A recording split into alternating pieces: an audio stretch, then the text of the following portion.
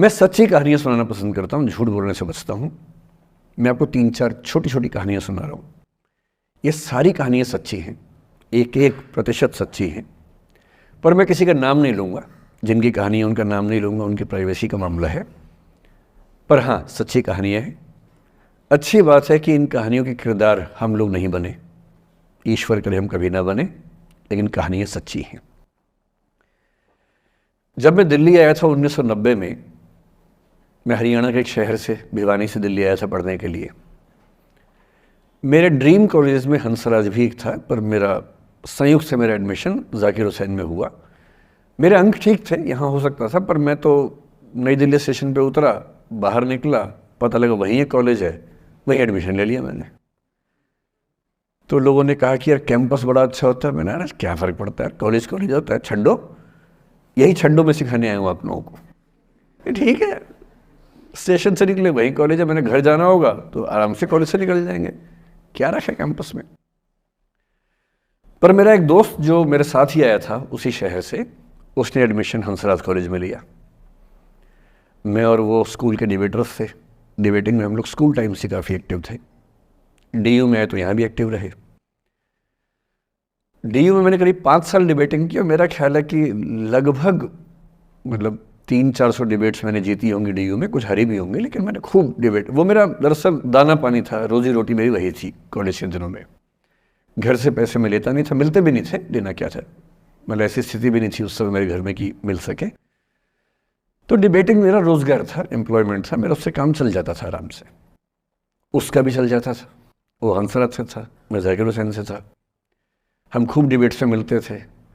अक्सर ट्रॉफी या तो हम जीतते थे या वो जीतता था, कोई भी जीते रूम पे ही आती थी, क्योंकि हम रूममेट्स थे, एक साथ ही रहते थे। वो मुझसे योग्यताओं के मामले में 21 था, बल्कि अगर वो 21 था तो मैं 15 ही रहा हूँगा या 12 रहा हूँगा, 22 या 21 तो नहीं रहा हूँगा, मुझसे बेहतर था योग्यताओं में, बड़ा अच्छा व्यक्ति था। ग्रेजुएशन के बाद मैंने एमए हिंदी साहित्य में एडमिशन लिया, जबकि बीए ऑनर्स हिस्ट्री में किया था मैंने। उसने तय किया कि वो कुछ और करेगा, प्रोफेशनल कोर्स करेगा, नौकरी करेगा, तो वो चला गया दिल्ली से। मैं दिल्ली में रहा। फिर मैं एमए के बाद तैयारी करने लगा यूपीएससी की। तब तक मैं यूजीसी जेआरएफ कर चुका था। पहला अटेम्प्ट दिया, प्रीलिम्स हो गया। मेंस मेरा 96 के मेंस की बात कर रहा हूँ, मेंस शुरू होने वाला था, 2 दिन रह गए थे। करीब 10 दिन पहले वो मेरे पास आया हुआ था दिल्ली में, मिलजुल के अच्छे से बात करके गया था। उन दिनों उसका एक प्रेम संबंध कहीं हमारी ही एक मित्र के साथ चल रहा था। हम सब दोस्त थे, तो उनमें से 2 लोगों का आपस में का अफेयर था। मुझे नहीं पता क्या हुआ, लेकिन मेरे मेन एग्ज़ाम से 2 दिन पहले रात को 12 बजे एक फ़ोन आया और ये बताया गया कि मेरे दोस्त ने फंदा लगा के अपनी जीवन लीला समाप्त कर ली है। वो दिल्ली से दूर था कहीं, और जिस व्यक्ति के बारे में मेरी राय ये थी कि उतना जीवट वाला व्यक्ति कोई हो नहीं सकता, जो ज़िंदगी से हार सकता ही नहीं, जिसके होने से कई लोग हमेशा जीता हुआ महसूस करते हैं, वो चुपचाप एक बंद कमरे में ज़िंदगी से हार गया। मैं आज तक नहीं समझ पाया कि ऐसा कैसे हुआ। बाद में टटोला, उसके पेरेंट्स से बात हुई, भाई से बात हुई, उन्होंने उसकी याद में एक सोशल वर्क शुरू किया ताकि किसी और बच्चे को ऐसा ना करना पड़े। तो जो हल्का हल्का अनुमान हुआ वो है कि शायद कुछ ऐसा था रिलेशनशिप में जो नहीं संभल पाया था, और रिश्ता टूट ना जाए इसका दबाव बहुत ज़्यादा था, और वो दबाव झेल नहीं पाया। इस उम्र में ऐसा फेज़ आता है, कई बार आता है। ये एक कहानी है, हंसराज कॉलेज से ही जुड़ी है, इसलिए मैंने सोचा कि वहीं से बात शुरू करूँ। नाम जैसा कि मैंने कहा मैं नहीं बताऊंगा, तो नाम बताने का मतलब भी नहीं। और वो जिसकी मैं कहानी सुना रहा हूँ, आप लोगों के जन्म से पहले की बात है। आप तो सब 21वीं सदी वाले बच्चे होंगे ना, जेन ज़ी होंगे आप सब लोग, तो ये तो बहुत पुरानी बात है। एक दूसरी कहानी सुनाता हूँ। मैं आपको 2-3 कहानियाँ सुनाऊंगा, फिर उन सबका सार निकाल लेंगे एक साथ हम लोग। दूसरी कहानी ये है कि जब मेरा सिलेक्शन हो गया 97 में, मतलब 96 अटेम्प्ट में पहली बार में मेरा सिलेक्शन हो गया था, मैं एक्सटेंशन लेके तैयारी कर रहा था और डीयू में मैं पढ़ा भी रहा था उस समय। तब मैं शायद डीएवी कॉलेज में था या अग्रसेन को, मैं 2 जगह पढ़ा है डीयू में, तो उनमें से किसी कॉलेज में पढ़ा रहा था उस समय में। तो उस समय एक लाइब्रेरी है कैंपस में ही, सेंट्रल रेफरेंस लाइब्रेरी, आप जानते होंगे, CRL बोलते हैं, जो विवेकानंद जी की स्टैच्यू है उसके सामने ही वो लाइब्रेरी है। उस लाइब्रेरी में नीचे सब बैठ के पढ़ते हैं और टॉप फ्लोर पे रिसर्च फ्लोर है जहाँ MPhil PhD वाले बच्चे पढ़ते हैं। मैं उस समय शायद PhD कर रहा था या MPhil खत्म हुई थी, वहीं बैठता था, पढ़ता था रोज़। कई दोस्त पढ़ते थे हम लोग वहाँ। हम सुबह 8 बजे लाइब्रेरी खुलते ही वहाँ घुसते थे, रात को 1 बजे निकलते थे लाइब्रेरी बंद होने के समय। तो वहाँ एक छत थी, छत पे छोटी सी कैंटीन थी जहाँ हम लोग जब जब बोर होते थे दिन में 3-4 बार जाके चाय पीते थे। चाय पी ली, बिस्किट खा लिया, थोड़ी गप्पे मार ली, वो सब वहाँ करते थे। तो वहाँ मेरे बहुत सारे दोस्त थे, उनमें से कई लोग अब बहुत सीनियर सिविल सर्वेंट्स हैं, कुछ लोग प्रोफेसर्स हैं DU में। 2 बच्चे थे मुझसे जूनियर, 3-4 साल जूनियर थे, बड़े प्यारे बच्चे थे। मुझे उस समय तक पढ़ाई लिखाई का शौक अच्छा खासा हो गया था, तो वो रोज़ मेरे साथ बैठते थे केवल बात करने के लिए, किसी मुद्दे पर बहस करनी है तो बहस होती थी, समझते थे। फिर मुझे पता लगा कि वो दोनों रिलेशनशिप में हैं, रिश्ते में हैं, दोनों ने शादी भी कर ली। उनकी योजना DU में पढ़ाने की थी या सिविल सर्विस की भी थी, शायद पता नहीं। मेरा इंटरेक्शन बहुत ज़्यादा उसके बाद रहा नहीं उनसे, क्योंकि मैं सर्विस में चला गया था। इतने जिज्ञासु बच्चे थे दोनों, इतने जिज्ञासु कि उनसे मिलकर तबीयत खुश हो जाती थी कि हर चीज़ जानने का मन करता था उनका, हर विषय पढ़ने का मन करता था। एकदम जीवन से भरे हुए बच्चे, आंखों में चमक ऐसे। फिर दोनों की शादी हुई तो मैं शादी में जा नहीं पाया, क्योंकि मेरा रिश्ता सिर्फ लाइब्रेरी में 1 घंटा गप मारने वाला था, उससे ज़्यादा था नहीं रिश्ता उनके साथ।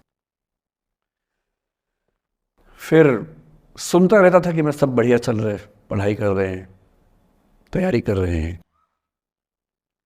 इंटरकास्ट मैरिज की उन लोगों ने, खूब हंगामा हुआ, दोनों घर में तलवारें खिंच गई, किसी तरह से तलवारें संभाली गई, मैनेज हुआ, दोनों साथ रहने लगे। और फिर 3-4 साल के बाद एक दिन मैंने खबर सुनी कि उस बच्ची ने फंदा लगा के जीवन लीला समाप्त कर ली। ये बात भी दिल्ली विश्वविद्यालय की, ये उस दौर के सब लोग इस कहानी को जानते हैं। मेरे ख्याल से दोनों कहानी आपके प्रिंसिपल मैडम जानती होंगी, नहीं ध्यान कर पाएंगे तो मैं उनको जैसे नाम बोलूँगा अकेले में वो तुरंत समझ जाएंगे मैं किसकी बात कर रहा हूँ। मैं आज तक नहीं समझ पाया कि ऐसा क्या हुआ होगा। तो बाद में अनुमान जो हुआ वो ये, इंटरकास्ट मैरिज, परिवार का दबाव, समाज का दबाव, आपस के दबाव, टॉक्सिक रिलेशनशिप, अंत में उस दबाव को न झेल पाना और जीवन समाप्त कर देना, ये हुआ। ये 2 घटनाएं हैं। एक तीसरी घटना ये है कि दिल्ली में आज से 25 साल पहले एक घटना घटी। आप लोग तब बस पैदा हुए होंगे, घुटनों में चल रहे होंगे, या उससे 5-7 साल पहले की बात रही होगी। ये घटना दिल्ली के सब सीनियर लोग जानते हैं, जिनकी उम्र 35-40 साल है वो सब जानते हैं इस घटना को। मोबाइल फ़ोन में वीडियो नया नया आया था उस समय। अब तो आपके हर फ़ोन में वीडियो है, अब तो सामने भी है, ताकि आप वैसा वाला मुंह बना के सेल्फी खिंचवा सके। पाउट बोलते हैं ना, मैं उसको देसी भाषा में सूअर जैसा मुंह बोलता हूँ, और वैसा ही बनता भी है, क्यूट क्यूट सा सूअर जैसा मुंह बना के लोग सेल्फी खिंचवाते हैं, उसको बोलते हैं पाउट। तब तो कैमरा फ़ोन में पहली बार आया था, तब लोग अभ्यस्त नहीं थे। अब जैसे आप लोग कितने अभ्यस्त होंगे, हम भी होने लग गए अब तो। अब हम किसी से बात करते हैं तो हम ये एज्यूम करके चलते हैं कि उसने फ़ोन में कुछ ना कुछ ऑन कर रखा होगा, या तो आवाज़ रिकॉर्ड करेगा या वीडियो बनाएगा। तुम कितने केयरफुल होकर बोलते हैं, कितने कॉन्शियस रहते हैं। और सर्विलांस सोसाइटी की सबसे बुरी बात यह है कि हम हमेशा चौकन्ने रहते हैं, हम सहज हो ही नहीं पाते। सहज रूप से 2 लोग बात कर लें, हो ही नहीं पाता। तो मैं तो अपने ऑफिस में कई बार ऐसा करता हूँ, जब हम 3-4 लोग बैठते हैं इनफॉर्मल बातचीत के लिए, हम सब अपना अपना फ़ोन कमरे के बाहर छोड़ के आ जाते हैं, फिर 2 घंटे बात करते हैं, इस भय से मुक्त होके कि कहीं कोई रिकॉर्ड तो नहीं कर रहा। ये हालत है आज की। उस ज़माने में तो फ़ोन थे। मोबाइल फ़ोन आया था भारत में लगभग 1995 के आसपास पहली बार। बड़ा महंगा था, 16 रुपये प्रति मिनट इनकमिंग, 16 रुपये प्रति मिनट आउटगोइंग, ये रेट से उस समय। और फ़ोन वो थे जिनसे आप कील भी ठोक सकते हैं, वैसे वाले फ़ोन थे, बटन वाले फ़ोन थे। नोकिया एक कंपनी थी, उसके फ़ोन हुआ करते थे। उसके 4-5 साल के बाद क्या हुआ, पहली बार किसी कंपनी ने फ़ोन में कैमरा लगा दिया। ये बात उस समय के लोग नहीं समझते थे। जब भी नई तकनीक आती है उसको समझने में टाइम लगता है। जो पहले समझते हैं फ़ायदा उठा लेते हैं, जो थोड़ा लेट समझते हैं वो उसका नुकसान उठाते हैं। उस समय दिल्ली के एक प्रसिद्ध स्कूल में 11वीं-12वीं क्लास के 2 बच्चों में आपस में कोई रिलेशनशिप रही होगी। वो दोनों किसी ऐसी सिचुएशन में थे जो सिचुएशन बहुत ही प्राइवेट किस्म की थी, बहुत निजी किस्म की थी, जिसको पब्लिक नहीं कर सकते। कुछ फिजिकल रिलेशनशिप जैसा मामला था। उस दुष्ट लड़के ने लड़कों के इतिहास को कलंकित कर, लड़कों का इतिहास वैसे भी कलंकित ज़्यादा है, उसे और कलंकित करते हुए उस पूरे सिचुएशन का वीडियो बना लिया। ऐसे मामलों में दुर्भाग्य है, मैं लड़का हूं इसलिए लड़के पवित्र थोड़ा ना हो जाएंगे। लड़का है, इतिहास कलंकित तो है, उसका वीडियो बना लिया और दुष्टता का चरम स्तर निभाते हुए वो वीडियो अपने एक दोस्त को शेयर कर दिया। ये कहे कि किसी और को दिखाना मत। जैसा कि होता है अफवाहों की दुनिया में, हर अफवाह एक व्यक्ति एक को ही बताता है, ये कह के किसी और को मत बताना, और अगला व्यक्ति भी अगले को यही कह के बोलता है किसी और को मत बताना। और इस तरह से पूरे शहर को खबर होती है और सबको लगता है कि सिर्फ मुझे पता है। वो वीडियो फैल गया। नए नए फ़ोन आए थे, पर वो फ़ोन कम लोगों के पास थे, कैमरे वाले फ़ोन। तो फ़ोन से कितना फैलता, ज़्यादा नहीं फैला। लेकिन उस समय दिल्ली की एक कुख्यात मार्केट हुआ करती थी, पालिका बाज़ार, अभी भी है, पर तब वो कुछ और कामों के लिए कुख्यात हुआ करती थी। अब तो कपड़े मिलते हैं, तब कपड़ों के साथ कई चीज़ें और मिलती थी वहाँ। जैसे गंदी फिल्मों की सीडी चाहिए हो तो वहाँ मिलती थी, ग्रे मार्केट में चोरी छिपे। इस वीडियो को सीडी में कन्वर्ट करके लोगों ने वहाँ से खरीदा, लाखों करोड़ों की संख्या में। नए नए टेलीविज़न चैनल प्राइवेट आए थे, और प्राइवेट टीवी चैनल को खबरों की भूख इतनी होती है कि वो खबर के लिए जान दे सकता है और जान ले भी सकता है किसी की। 24 घंटे इस खबर पे, इस चीज़ पर खबरें चल रही थी सारे चैनल्स में कि ये वो लड़का है जिसने ऐसा किया, ये वो लड़की है, ये वो स्कूल है, इस स्कूल की प्रिंसिपल से बात करेंगे, इससे बात करेंगे। वो जो बच्ची थी जिसकी इसमें कोई गलती नहीं थी, सिवाय इसके कि वो किसी एक लड़के से प्रेम करती थी, जो कि उस उम्र में बच्चे कर बैठते हैं। इसके लिए बहुत चिल्लपौनी मचानी चाहिए। बच्चों को आप हर बात पे अपराधी नहीं मान सकते। उस बच्चे की गलती सिर्फ इतनी थी कि उसने अपने दोस्त पे भरोसा किया, जो भरोसे के लायक था नहीं। वो नीच किस्म का व्यक्ति था जिसने उस संबंध की गरिमा को समझा नहीं। उस बच्ची के घर के बाहर 24 घंटे न्यूज़ चैनल से कैमरे खड़े रहे। घर से कोई भी निकले 50 कैमरे पीछे, आप बताइए आपकी बेटी कैसी है, आप बताइए आपकी बहन कैसी है। अंत में उस पिता ने अपनी बच्ची को इस देश से बाहर भेज दिया।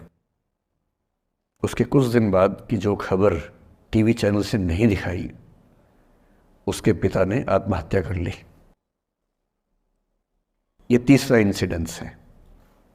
ये सारी खबरें सच्ची बता रहा हूं मैं, इनमें से एक भी झूठ नहीं है। झूठी कहानियों से मोटिवेशन दिया जा सकता है, मैं जानता हूं, पर जब सच्ची कहानियां हैं तो मैं झूठ क्यों बोलूं? सारी सच्ची कहानियां बता रहा हूं मैं आपको। एक चौथी कहानी जो आप में से कई लोगों की होगी। मेरा एक स्टूडेंट है, सिविल सर्वेंट है, सीनियर लेवल पे है, करीब 40 साल का है। उसने आज तक शादी नहीं की। क्या उसकी शादी करने की इच्छा नहीं थी? पूरी इच्छा थी। फिर क्यों शादी नहीं की? भाई कुछ लोग तो होते हैं कि शादी करनी ही नहीं, कोई मिशन है। योगी जी है, मोदी जी है, ठीक है, उनका तो मिशन है। ममता जी है, उनका मिशन है। पर जिसका जीवन में ऐसा कोई मिशन नहीं है और जिसको प्रेम करने का मन भी करता हो, वो तो शादी करता है आमतौर पे। उसने शादी क्यों नहीं की जानते हैं? जब वो 25-26 की उम्र में था, जब वो मेरा विद्यार्थी भी था, एक दिन मेरे पास आके बोला कि सर एक बात करना चाहता हूँ। मुझसे मेरे स्टूडेंट्स ऐसी बातें खूब करते हैं पर्सनली आके, अब तो मैं टाइम कम दे पाता हूँ, पहले तो ये सब होता रहता था क्लास के अलावा। एकदम रोता हुआ आया, आंखों में आंसू भरे हुए बहुत सारे। अरे क्या हो गया भाई? तो फिर उसने किसी का नाम बताया कि सर वो ही मेरी स्टूडेंट थी, कि सर उसके साथ रिलेशनशिप थी, उसने धोखा दिया है मुझे। अच्छा, धोखा देने वाली कहानियाँ मुझे बहुत अपील नहीं करती। मेरा मानना है कि दोनों पक्षों की गलतियाँ होती हैं। आप केवल अपने पर्सपेक्टिव से सोच सोच के धोखा करते रहते हैं, ऐसा थोड़ा ना होता है भाई। कुछ तो मजबूरियाँ रही होंगी, कोई यूं ही बेवफा नहीं होता, कुछ तो वजह होगी ना। आप थोड़ा उसकी वजह, उसका भी तो, उसकी कहानी भी तो सुनिए। और मैं जब जब दोनों कहानियाँ सुनता हूँ मुझे लगता है कि मामला ग्रे है। आप किसी एक पे उंगली उठा ही नहीं सकते कि इसने ऐसा किया। दोनों की गलतियाँ होती हैं, ऐसा थोड़ा ना कि एक की होती है। बहरहाल इन भाई साहब को ऐसा लगा कि धोखा हो गया उनके साथ। तो मैंने कहा चलो कोई बात नहीं यार, हो गया तो हो गया, तू नहीं कोई और सही, ऐसा क्या है। इतनी बड़ी दुनिया है, 8 अरब की आबादी अब है, उस समय भी 6-7 अरब तो थी। मैंने कहा 3.5 अरब 350 करोड़ में कोई तो होगी तुम्हारे लिए, ऐसा क्या है, कोई और देखेंगे। पर वो थोड़ा ज़्यादा सेंटिमेंटल था उस समय। धीरे धीरे पता नहीं उसके मन में क्या बैठ गया, उसके मन में ये बैठा कि दुनिया की सारी लड़कियां धोखेबाज होती हैं। ऐसे मूर्खों की कमी नहीं है दुनिया में, ऐसे बहुत मूर्ख हैं। दर्शन की दुनिया में इसे अवैध सामान्यीकरण कहते हैं, इलिसिट जनरलाइजेशन। इसका मतलब बहुत छोटे सैंपल के बेस पे ये समझ लेना कि ये थियरी पूरे ब्रह्मांड पर लागू होती है।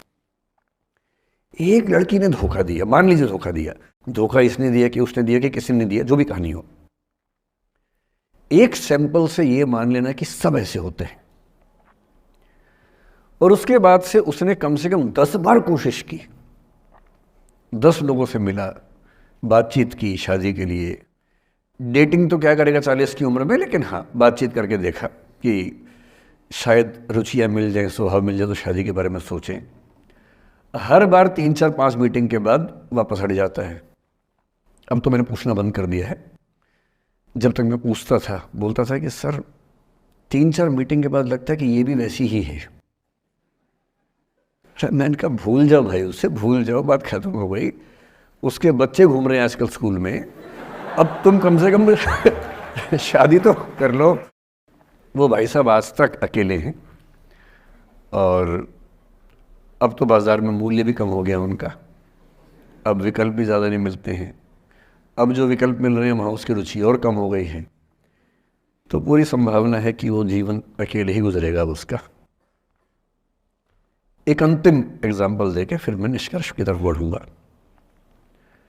मैं एक आईएएस ऑफिसर को जानता हूँ, 2 आईपीएस को जानता हूँ, बहुत योग्य लोग, देश के सबसे अच्छे संस्थाओं से पढ़े हुए लोग, प्रॉपर आईएएस प्रॉपर आईपीएस में नौकरी करने वाले लोग,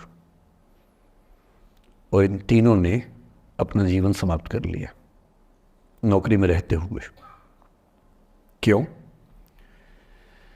क्योंकि नौकरी और घरेलू जो दुविधाएं थी उनको झेल नहीं पा रहे थे, ना झेल पा रहे थे, ना भूल पा रहे थे।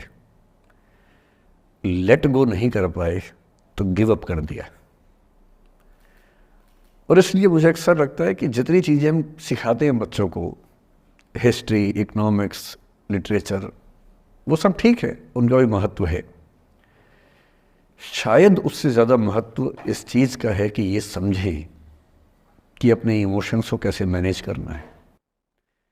जब जीवन में ऐसा लगे कि सब खत्म हो गया है, जब जीवन में लगे कि बहुत टॉक्सिक किस्म की लाइफ हो गई है, उससे बाहर कैसे निकलें, शायद ये सबसे महत्वपूर्ण लेसन होता है जो हम सबको सीखना चाहिए।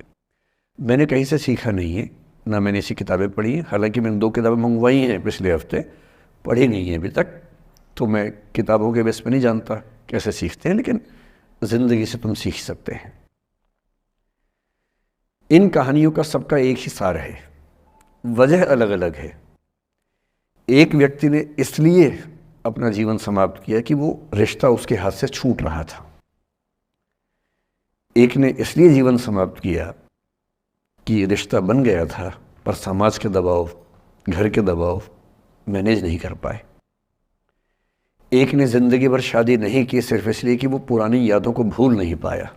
अरे एक बार गलती हो गई तो हो गई, आगे तो संभावना जीवन में है भाई, क्यों इतना हावी रखने उसी दिमाग के ऊपर। कुछ लोग देश की सबसे अच्छी नौकरी में होकर हर पैमाने पर सफलता की हर कसौटी पे खरा उतरने के बाद जीवन नहीं बचा पाए, क्योंकि दूसरों की नज़र में आप बहुत सफल हो जाए, अपनी नज़र में शून्य हो, तो फिर जीवन कैसे बने, जीवन कैसे बचे। इन सारी कहानियों का मूल भाव एक ही है, अगर आप खुद को हैंडल नहीं कर सकते तो दुनिया को क्या हैंडल करेंगे। दुनिया को हैंडल करने से पहले खुद को हैंडल करना सीखना पड़ता है, और उसका सबसे आसान जो रामबाण उपाय है उसको बोलते हैं द आर्ट ऑफ लेटिंग गो, जाने दो। वो अफसाना जिसे अंजाम तक लाना न हो मुमकिन, उसे एक खूबसूरत मोड़ देकर छोड़ना अच्छा।